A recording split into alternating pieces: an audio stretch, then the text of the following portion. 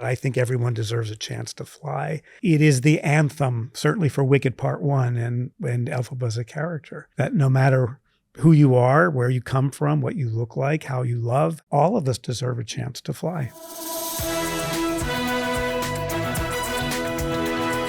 Hello, I'm Jacqueline Coley. Welcome to Scene on the Screen from Make It Universal and Rotten Tomatoes. We sit down with the people behind the stories that move us and ask, what have you seen on the screen that made an impact? My guest today is the award-winning producer of Wicked and Wicked for Good, Marc Platt.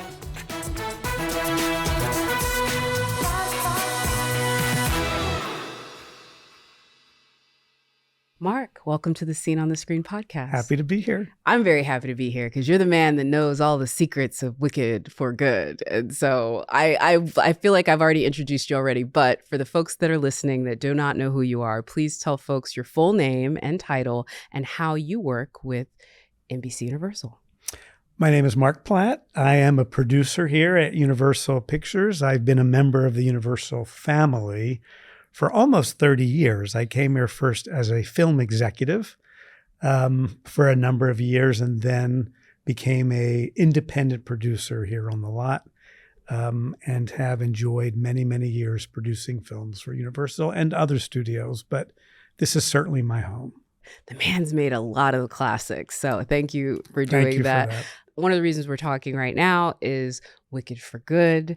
We're basking in the glow. As I told Cynthia and Ariana when we did our interview for our Fandango Big Ticket interview, I was like, from the Super Bowl to the Oscar ceremony, that was a movie that was just like everywhere. What was it like for you? I mean, this is like, you've probably known this longer than some of your kids, maybe? I don't know. You and Wicked go so far back. What was that moment like for you? Well, the whole journey's been an interesting and very fulfilling and moving experience. So I started with Wicked actually when I was an executive at Universal many, many, many years ago. And I read the book by Gregory Maguire, and I thought it was a brilliant idea for a film. And when I then became a producer at Universal, I asked the company if I could take that book with me to produce it as a film. I was going to produce it as a film, and then I got a call from Stephen Schwartz, the renowned Broadway composer, who said, what about turning into a musical? And I thought, that's a great idea.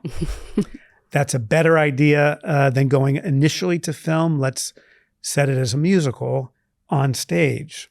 And one of the reasons I was interested in that was because the world of Oz is such a magical world that it wants to sing.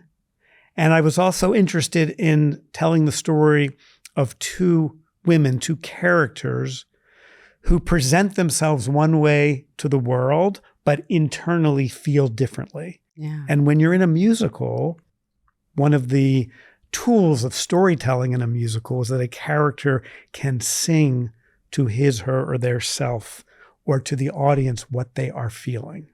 And so particularly with Wicked, Glinda can say, I'm feeling this way, but she presents herself a different way to the people of Oz, and most especially Elphaba. We all think of her as the Wicked Witch, but internally she could tell us what she's feeling, what her wounds and hurts are, and how she, like everyone else, just wants to be loved. What is it about when you read a book like Wicked, or when you see a script like, the stuff you've done with like Legally Blonde and some of this other stuff, where you're like, this is going to be a thing where we're going to be able to do sometimes maybe a feature adaptation, it's going to be a musical. What makes a project worthy of following through the way you have to do as a producer, sometimes for many, many years? For me, the answer is that initially I have some kind of emotional reaction or attachment to the material, but it's just the material. Sometimes a filmmaker will come my way and say, hey, I want to make this film. And because I have such respect or admiration for the filmmaker, I'll jump in to produce. But in terms of material, I have to feel something first. And then once I feel it emotionally, I'll go back and go, okay, let's be practical. What's the best medium for this source material? What is its potential? What is its impact? And that's sort of how I dial in. I often look for characters that are aspirational. I have 5 kids, many grandkids, and it was always important to me to try and put out stories in the world that could not just inspire and entertain and be fun, but have aspirational qualities to them, something for people to hold on to celebrate, to model themselves after. So Legally Blonde, for example, was actually my first encounter with it was as an unpublished manuscript. Wow. In which this privileged girl from Beverly Hills ends up going to Stanford Law School, eventually became Harvard and evolved into the movie Legally Blonde. But I did see her as a character that I thought that my girls at the time were very young. They could look up to someone who actually didn't have all the self-esteem you would think a girl in her position would. She didn't think enough of herself and comes into her own, not because of where she was born or what she looks like, but because she earns it with her intelligence and most significantly her heart and her compassion.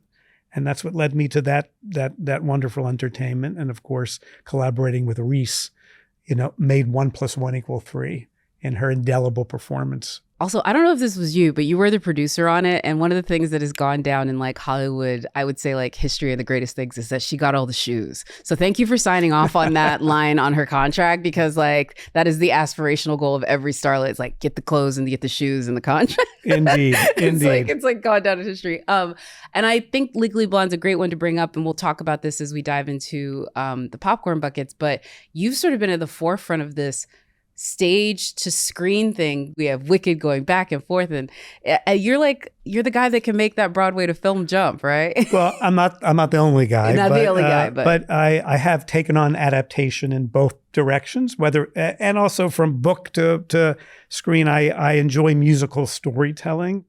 Music has no filter. It seeps into us. It's in that regard, it's instantly emotional, and still in a very fractured world can be instantly unifying.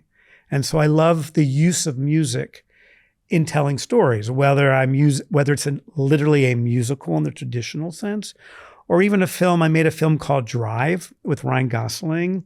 It's not a musical, and it's a very dark movie, but it uses music as a character. If you ever listen to that soundtrack, the songs are evoking the story and pushing it forward.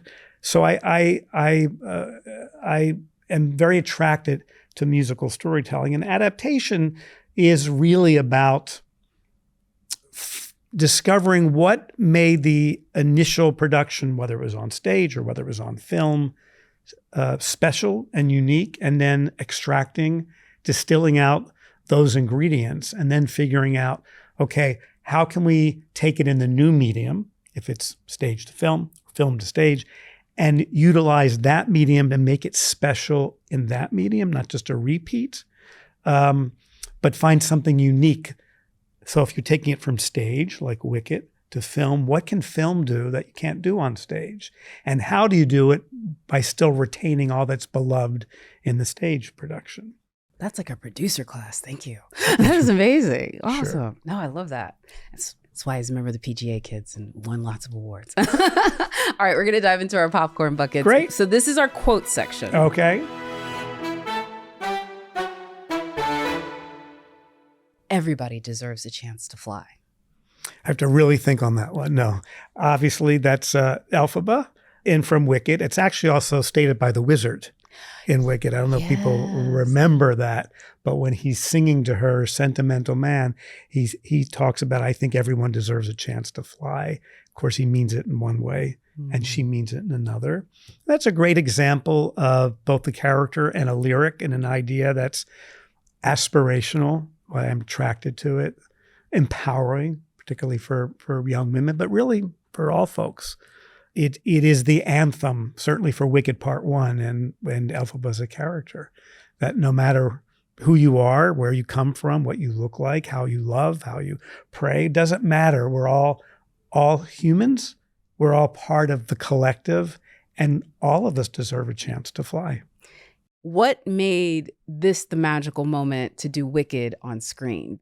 The truth is that my wonderful home, Universal's who's very involved in the Broadway production as well, has been asking me, pushing me to make a film for many, many, many years. And of course, why wouldn't they? It's a popular entertainment. It's a valued IP. And to their credit, and with much appreciation and gratefulness, they respected my hesitancy to do so. And it took me many, many years for many reasons. One is I wanted the stage show to continue to explode around the world and be experienced.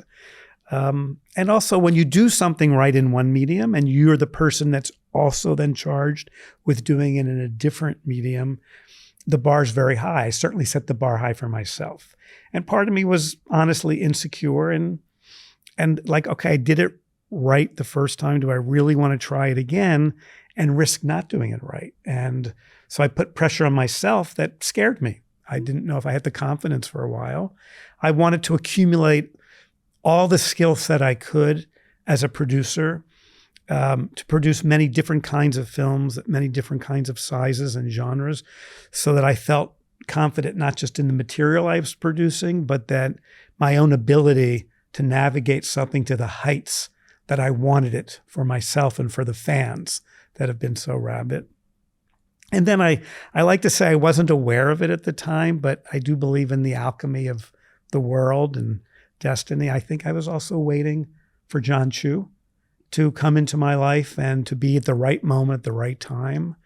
A man of such tremendous imagination and craft as a filmmaker, whose talent is really only matched by the size of his heart. Mm-hmm. And those were such important qualities for someone to jump in and do Wicked. And somehow, thank Oz, all aligned in a way that I can't imagine another filmmaker taking the story into their hands with such talent, imagination, grace, heart, craftsmanship, and two women who are better suited for the roles they played and the chemistry they shared, which is vital to the success of the story. Yeah, that alchemy of them together, literally the magic of them together is like the unspoken sort of like secret sauce of this, because like they did have to fall in love with each other, literally as characters and as people, and you can see that on screen. It's so inspiring, but also kind of astounding to hear you say that you actually set this sort of like pressure on yourself to be like, I need to be ready as a producer before you did this. I'm curious, what do you think were the most instructive stops that you took before you got to Wicked to help you prepare for it? Or was it all of them? I think any experience is a learning experience. When you make a smaller film, you learn almost more than when you make a large film. When you make a large film, you learn logistics and priorities and also acquiring, quite frankly, and fortunately and luckily for me, some success that allowed me to say I'm ready to make the movie, and I'm a good partner, and I'm a great partner with my studio partners and with my filmmakers. But this one was so personal because it had been with me so long and part of my life and my family that I knew I wanted to be able to navigate it in a very specific way, and I wanted to feel like I had earned the respect and the ability to do that. Yeah. Well, I do have to ask you, are any of your kids younger than Wicked? All my children were alive when we started writing Wicked, but they grew up as little kids listening to early table readings. These are stage actors around the table.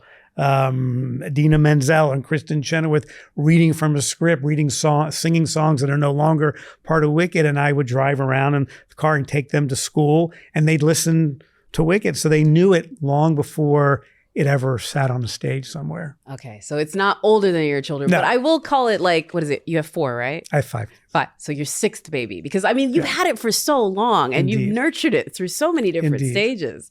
Next quote. Okay. Exercise gives you endorphins. Endorphins make you happy. Happy people just don't shoot their husbands. They just don't. That is Elle Woods, speaking as only Elle Woods can and as only Reese Witherspoon could convey with her incredible portrayal. And also another aspirational character in her optimism. The world isn't optimistic enough, and maybe there's reason for that, but we can't exist without that. That kind of logic, which that character and that performance so committed believes with all her heart. Like, this person couldn't do that. I don't have the evidence yet. And she finds the evidence, of course, because she earns it. But it's her optimistic intuition. And that, again, felt like what a great thing to put out into the world, particularly for young women. One of the things that's quintessential with a lot of your films, but particularly with Legally Blonde, you have these strong women in them. And I think you've talked a little bit about like your daughters and like your relationship as a father has like been part of that. I'd love for you to talk a little bit more about how they've helped you become a better producer when it comes to that and shape that. I think all of my kids and always, and still to this day, and now my grandkids, I'm always interested in what they're interested in and what they love, what music they love, what they like to wear, what they're afraid of, what they're worried about, what keeps them up at night, what they dream about. And I think that part of storytelling, particularly the kinds of stories that become pop culture, from someone like myself as you get older, is keeping your ear to the ground and observing the world around you so that your stories can not just entertain, but sometimes reflect the world you're living in. So my kids, particularly the girls, were always great barometers for me and great sort of resources for what they were interested in and what their friends were talking about, where they thought they wanted to go, where they were afraid to go. And it really informed a lot of my choices and stories that I was attracted to. Do they have different favorites, like the individual ones? I think they all have different favorites. I'm not allowed to because all the films are my kids. Okay. So I love them all. So yeah, I think some of my kids love the girls, particularly Legally Blonde, and then Wicked, of course, is a family favorite for all of them. I think Scott Pilgrim is a big one with some of the boys. I think Drive. I think. I could go through lots of. Everybody loved La La Land. Try out Chicago 7 because of what it was about. You just littered that with incredible both stage and as in many of these projects. You have Aaron Sorkin. Mm-hmm. You have an Aaron Sorkin screenplay, and you have a moment in history that's very instructive in our world today. So, yes, we worked hard to attract all those wonderful actors, but a lot of it is the filmmakers I choose. We're doing La La Land with Damien Chazelle, and the roles were fabulous. But having Damien to attract Ryan and Emma was part of what makes the whole thing work. That one, just the moment that Emma had, like, I'm just, again, such a great role.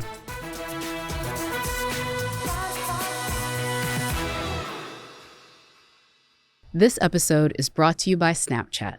Every day, millions of people use Snapchat to share the small things that make life big. Checking in with friends, sending love to family, or capturing what's happening in the world around them. It's how we stay close, even when we're apart. Wherever life takes you, you can always say it in a snap.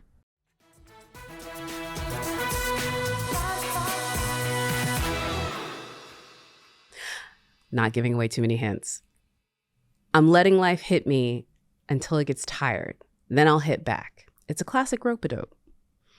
That can only be words said by Ryan Gosling. Yes. And he's the only one who could deliver those lines, and he did. Yes. As Sebastian in La La Land. Damien's great, really beautiful film. What I really love about this one is you've made a film that is not just because of the name, but because of what it was and what it represented, becomes so synonymous with Hollywood. And it's kind of like what used to be maybe like Funny Girl. It's like the movie that people watch when they're like, I'm packing up my car and I'm moving to LA. And so you're kind of in the DNA of anybody, like, again, those who dream. Ultimately, it's about dreamers, like the song Audition says. And we even refer to, in the script, to ensemble members in the opening number on the freeway as dreamers. Everybody's there in LA to live their dream. And that's a lot to do with Damien Chazelle, such a special filmmaker, and has such a deep and abiding love for cinema, and a film that is about that love of cinema and is homage to film and to Los Angeles as a character, and that beautiful music by Justin Hurwitz. And that was a very special journey. That was a very, very special journey. And making a film in LA was so joyful. So often I don't get the opportunity to make films in LA. But to do that was also a joy. And it was one of those experiences from the beginning to the end, even though the actual last moment we were all together, we ended up having to give back an Oscar. I know. But it's your still, Oscar particularly. But it was a beautiful journey from beginning all the way to the end, including that. And it was a beautiful film, I must say. And that's Damien. I will also say too that I forgot. So of course you can't forget about that, but that is a moment that's tied to the movie. But on the other side of it, I think you've had a lot of joyous moments that are tied to the movie. I think about like with Wicked, the fact that Jon had his baby on the night of the premiere, and so like forever that child is sort of like a part of the whole Wicked experience. Do you have a moment like that for you where it was like what you were doing with the movie is sort of synonymous with a bigger moment in your life of any of the productions that you've made in your career, where it was like, okay, this happened and now these two are just linked in just such a beautiful way? That's an interesting question. I because filmmaking takes me away from home a lot, I think almost all my experiences have been very much about I'm doing something that I'm joyful and excited to be doing, and I'm always trying to get back home for the weekend, no matter where we're shooting, to not miss an event. And so I sort of look at my film experiences in the personal way as how did I get back home for this Little League game or this student performance. When people ask me sometimes what's the most challenging part of your career and I always say balance, really doing what I love and wanting to be as good as I can be as a producer and getting to opportunity to work with wonderful filmmakers and actors and also be the best parent I can and be present for that part of my life and how you all balance that. And that's how I kind of think about moments in my career. Well, speaking of that balance, do you have one moment where you got to bring the whole crew, maybe even down to the grandkids, to something that you particularly enjoy, or like where you got to bring them into your world in like a great way that you found to be really satisfying? My kids have had a lot of experiences with Wicked, and the film premiere was a very big deal for them. Each of the Wicked films, Wicked Part 1 and Wicked for Good, when I felt the film was far enough along, I did a special screening just for my family because it was their opinions that I was the most nervous about, and Jon Chu can attest to that because and so before we finish each film, I just wanted to show it to them, and they love both films happily. But because they're both, they're good, they're my best critics, and also in that instance with Wicked, those films meant so much to them and was such a part of their life as well as mine. Oh, I love that. See, I knew there'd be one of those. I love the family screenings. This is like good times. I want to hear that. Like I say, the best conversations with movies happen in the lobby right after you see it. I want to know what that lobby conversation. I bet it was really fun. Great job. We're gonna move into the rest of the popcorn buckets. Okay. So we kept it. We got your good hits. Let's see if we can challenge you a little bit more on this. We'll see. Trivia questions this time are true or false. The live action How to Train Your Dragons is DreamWorks' first live action film. I'm going to say true. That is true. Yeah. Made history with them on that one. I think I actually saw you on that night. That was another great night. They did the premiere, I think, at the Academy. That's and right. It was really lovely. It was an animated film where people had a lot of like love and affection for it. But then the live action happens and it perfectly illustrates how great these movies can be together. Talk about your journey with How to Train Your Dragon and especially the live action of it all. Like any other adaptation, the question isn't, can this be adapted, in this instance, from animation to live action? The question is, why should it be adapted? And what we came up with Dean, our beloved director-writer, who also wrote and directed the animated film, was our ability, a couple of things. One was our ability to deliver the aerial sequences, to iterate the dragons in such a way, the photorealistic quality of them, but also to deliver really exhilarating and exciting flying sequences. We used to say what our goal here is to do Top Gun with a boy on a dragon. Wow. And to really put you in that on that dragon's back and flying through those magnificent locations. And so that is something live action can deliver that animation can't. And then to broaden out the mythology of the world and to create a world, in this instance, the world of Burke, the island and the culture around it that we extended and elaborated upon from the animated film.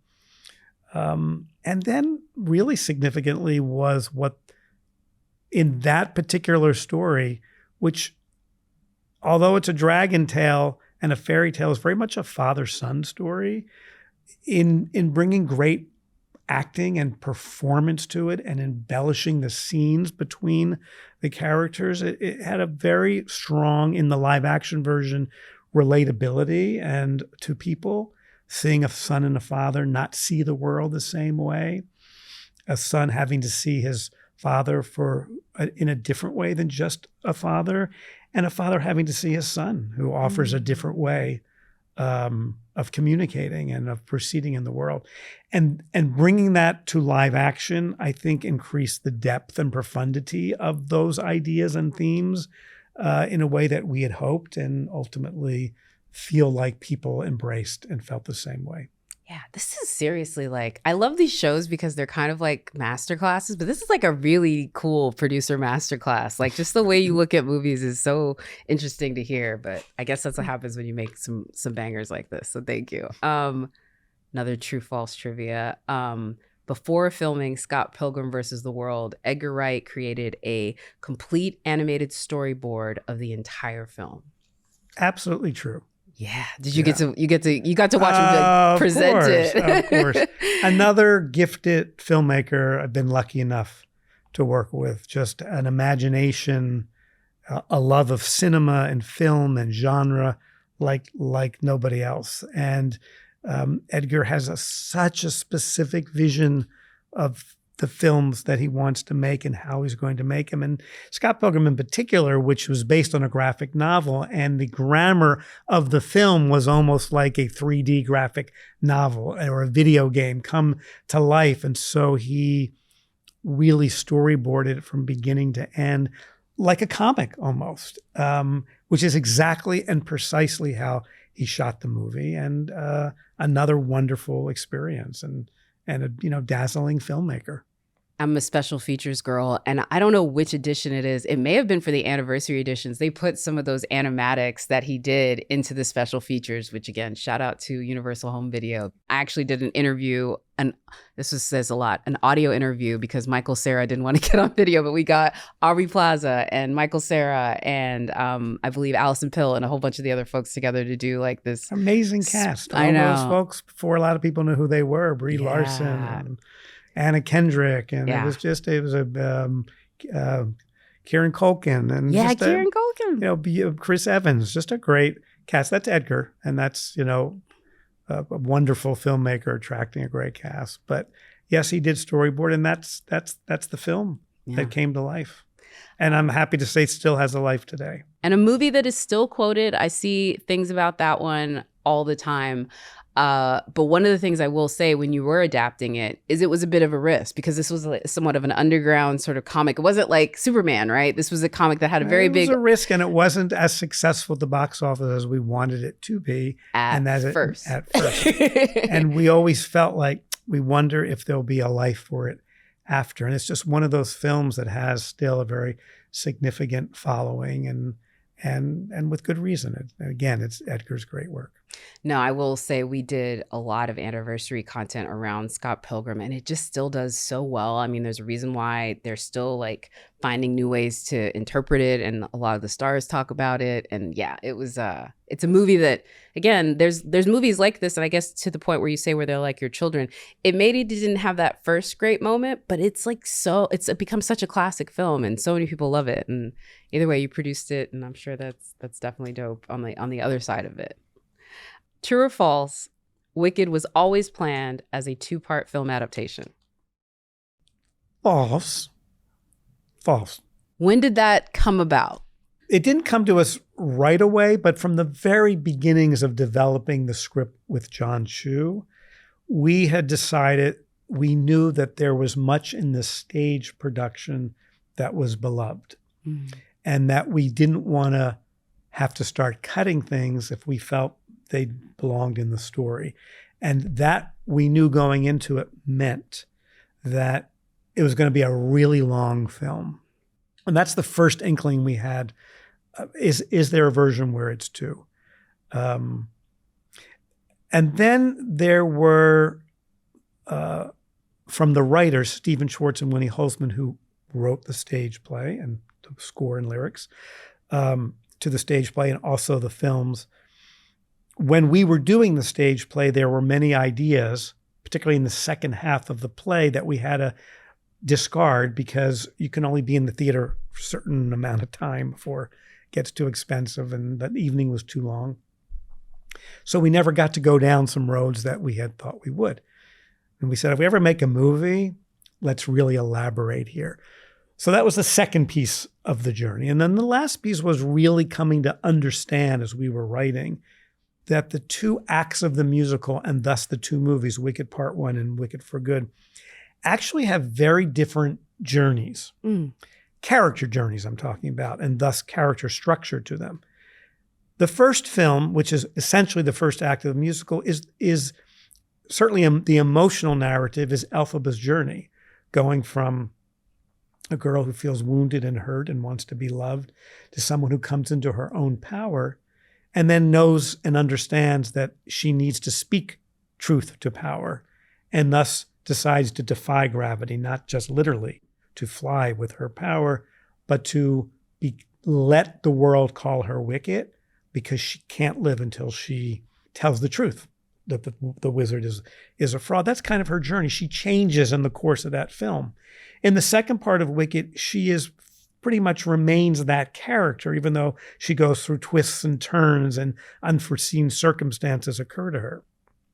Glinda remains pretty much Glinda in the first film. She befriends Elphaba, and that's very genuine and has something to offer. But at the end, she makes a choice to remain Glinda and do what Glinda would have done at the beginning of the film, which is stay with the wizard and buy in to the popularity and to the fun and the beauty of the Emerald City. In the second part of Wicked on stage and in Wicked for Good, Glinda's the character who actually takes the longest emotional journey and changes in the course of the story and then the film. And so once we understood that there's actually 2 different journeys, it felt like it actually wants to be 2 films. And that's where it got clinched for us. Wow. That is, again, I know that's several maybe days or weeks that you come to that, but that is so great. Like the way that y'all set that up, because I think for me, I didn't think about it that way when I think about the second half of the stage play, but it's like when you outline it, you just get more excited for what we're going to explore. I'm curious for you, knowing where we're going, you maybe didn't know in Wicked Part 1 what the audience would gravitate towards. Do you have any ideas to this time what you're most excited for them to see? If you can preview it all, like what is the moment that you're like, okay, I can't wait to sit in the theater and see audiences with this? I think because these characters are so beloved and thankfully so many embrace the film. I have a strong sense of our fans being very protective and of these characters and this story, which is quite a beautiful thing and a sense of responsibility as well. And I think what fans will find is a very satisfying conclusion. It's moving. The stakes are much higher. The world is darker.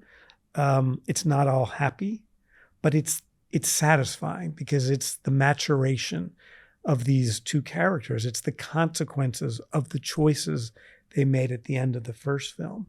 And I think as an audience, we want to see these characters realize that, become self-actualized, and I think they both become the best versions of themselves. And ultimately, the world that they're living in becomes bigger than both of them. It's a little bit smaller in the first film. And in the second film, the stakes of the world are Oz, the world they live in. And life isn't as simple for them anymore because they carry those stakes. And so I think watching them navigate that and come out where they do will be very, very satisfying and very moving for an audience. Awesome. All right. So rapid fire, quick fire. What's your favorite movie snack? Popcorn. Okay. By itself? Diet Coke. Ooh, okay. Always popcorn. with the Diet Coke. Got you. Large. Large. Got you. Very large. Is that like an on-set staple for you as well? Like you got to have It is indeed. So anybody who knows me will be smiling right now. Okay, I dig this. Last show that you binged? The Pit. I love The Pit. Going to the movie theater alone, yes or no? I don't mind going alone, but it's certainly more fun to go with people you know and to be able to talk about it and share it together. Love it. Is there an actor or filmmaker that you'll always show up for, personally, not just as a producer? There are many of whom I've had the opportunity to work with, like a Damien Chazelle or Rob Marshall or Steven Spielberg or an Aaron Sorkin or John Chu. I would for Jonathan Demme, but sadly he's passed, but he was a filmmaker I was close to and had the opportunity to make many films, and he certainly informed a lot of my career, inspired me greatly. So I'll show up with anything that would have been of interest to him. And then there are just filmmakers out in the world that I haven't had the opportunity to work with that I'll always show up for, like Paul Thomas Anderson, whom I've always been a huge fan, both as a filmmaker and a person, and Chris Nolan. And so, we're movie fans are lucky. We have so many talented filmmakers, writers, actors for us to follow. And for that, we're really lucky. That is a good one. I appreciate that. What's your favorite classic Universal film? It would be somewhere between E.T., Jaws, and Schindler's List. So I'm a big Steven Spielberg fan, and I will follow him anywhere, by the way. Anything he makes, anything he does. Opportunity to produce him in Bridge of Spies was one of the great opportunities of my career, and being on a movie set with Steven is like nothing else in the world. He is singular talent, generational talent, and certainly informed a lot of my fandom as a moviegoer. And I just named 3 of them that were all Universal films. Favorite movie musical? I have 2. I can't include anything I've been a part of. And I would say The Sound of Music and Bob Fosse's Cabaret. Cabaret is so good. Yeah. So great. Director who's not made a musical who you would love to call you up and say, I want to make a musical? Paul Thomas Anderson. That's the one. Yeah. So, ladies and gentlemen. Or Ryan Coogler. Yes. I mean, anyone who has such cinematic grammar as those 2 filmmakers, be so interested in how they would tell a story of music. Because they do already, but I'm talking about characters singing. I'm starting the fan cast of the PTA/Ryan Coogler movie musicals. You bet. We'll start that now. Great. Mr. Marc Platt, sir, thank you so much. My great pleasure.